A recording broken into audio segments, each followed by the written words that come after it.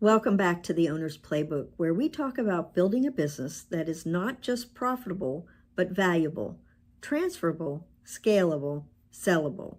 Because if you're building a business that only works when you're working, you don't own an asset, you own a job. And today we're going to talk about something most entrepreneurs never want to confront.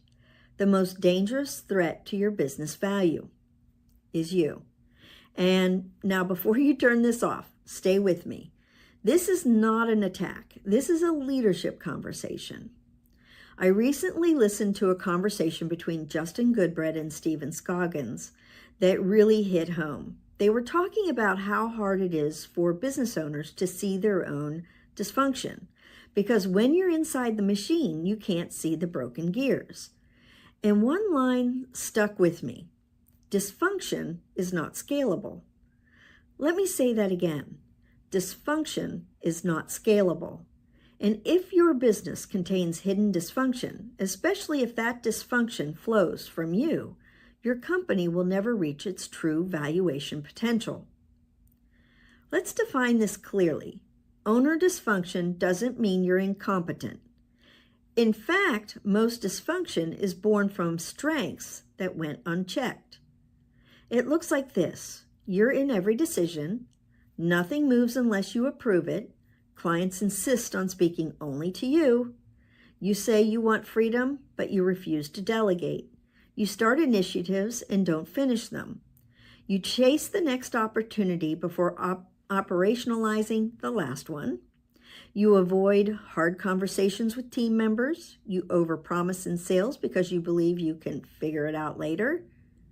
You react emotionally to cash flow dips. And you need to feel indispensable. Here's the hard truth. If your business only works when you're there, you don't own a company. You own a highly demanding, highly stressful job. And buyers don't pay top dollar for jobs. They pay for systems. In previous episodes, we've been walking through the 8 key drivers of company value.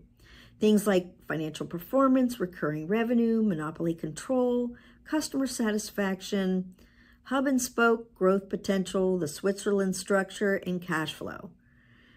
Let me show you how owner dysfunction quietly erodes every single one of them. Hub and spoke. If you're the hub, meaning everything depends on you, your valuation drops immediately. The more central you are, the riskier the business becomes to a buyer. Recurring revenue. If clients stay because of your personality, not your process, that revenue is fragile. Buyers don't pay premium multiples for fragile revenue. And financial performance. If you make emotional financial decisions, hiring too quickly, spending impulsively, avoiding expense discipline, margins suffer, and valuation is math. Customer satisfaction. If leadership is inconsistent, distracted, reactive, the customer experience becomes inconsistent. Inconsistent businesses don't scale. And monopoly control. If your brand is you and not a defined niche with proprietary positioning, the business cannot detach from your identity. And if it can't detach, it can't transfer. Let me make this very simple. You cannot scale personality. You can only scale systems. Here's where this gets uncomfortable. You cannot see your own blind spots from inside your own ambition. Most entrepreneurs are wired the same way. High drive, high tolerance for risk, high belief in self, and high resilience. Those traits built your business. But those same traits, unchecked, become liabilities at scale. The visionary who built momentum becomes the bottleneck who refuses structure. The risk taker who created growth becomes the chaos agent who destabilizes cash flow. The protector who loves the team avoids accountability conversations. The high achiever who does it best refuses to replace themselves. And here's the part no one likes to admit. Sometimes we stay indispensable because it feeds our identity. If I'm not needed, who am I? But real enterprise value requires something uncomfortable. You must become optional. If I were buying your business today, here's the question I would ask. What part of you would scare me as the buyer? Would I worry that clients leave if you leave? Revenue drops without your involvement? The team depends emotionally on your leadership? Strategy exists only in your head? That question alone can change how you operate. There is a massive difference between operating a business and building a company. Operators solve today's problems, close today's deals, and manage today's fires. Builders create systems, install leadership, document processes, and design value. Operators are busy, builders are strategic. Operators feel productive, builders increase enterprise value. And here's the brutal truth. You can be wildly successful and still be completely unscalable. Revenue does not equal value. Freedom does not come from more hustle. It comes from structure. It comes from discipline. It comes from removing yourself as the single point of failure. Dysfunction is not just explosive drama. Sometimes it's subtle.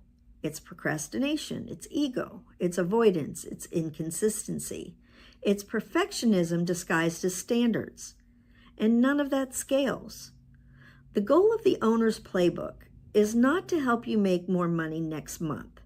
It's to help you build something that has transferable value.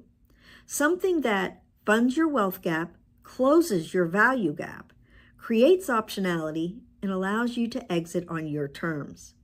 And that requires examination, hard examination. Before we increase valuation multiples, before we optimize recurring revenue, before we talk about strategic growth, we must remove the internal caps. You cannot out-strategize your own dysfunction. You must confront it. That might mean installing operational leadership, creating documented processes, establishing KPIs that hold you accountable, hiring someone stronger than you in execution, saying no to opportunities that dilute focus, getting coaching, getting advisory oversight. Serious owners don't just build revenue. They build replaceability, and replaceability increases value. Let me leave you with this. If your goal is to build a business that funds your lifestyle, hustle will work just fine. If your goal is to build a business that funds your legacy, structure is required. And structure begins with self-awareness. The most dangerous threat to your business value isn't the economy. It isn't competitors. It isn't regulation. It's unexamined leadership. Dysfunction is not scalable, but disciplined leadership is.